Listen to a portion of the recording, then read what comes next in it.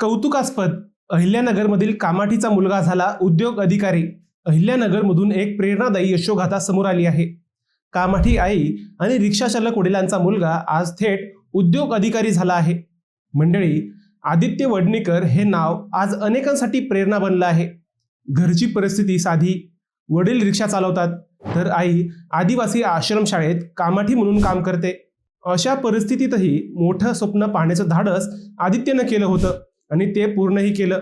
कुटुंबाची पार्श्वभूमी बीड जिल्ह्यातील राजेगावची पारंपरिक हातमागाचा व्यवसाय होता, पण काळ बदलला आणि हा व्यवसाय मागे पडला। त्यामुळे आर्थिक परिस्थिती खालावली। वडिलांनी नोकरीसाठी खूप प्रयत्न केले, पण यश मिळालं नाही। शेवटी त्यांनी रिक्षा चालवण्याचा व्यवसाय सुरू केला आणि त्यातूनच कुटुंब उभं राहिलं। या सगळ्या परिस्थितीतही आई वडिलांनी एकच गोष्ट ठरवली, मुलांना चांगलं शिक्षण द्यायचं। आदित्यनेही त्यांचा विश्वास सार्थ ठरवला। शिक्षण घेत असतानाच त्याने स्पर्धा परीक्षांची तयारी सुरू ठेवली। जानेवारी 2023 मध्ये पुणे महापालिकेत लिपिक टंकलेखक म्हणून त्याची निवड झाली। तिथूनच त्याच्या यशाचा प्रवास सुरू झाला।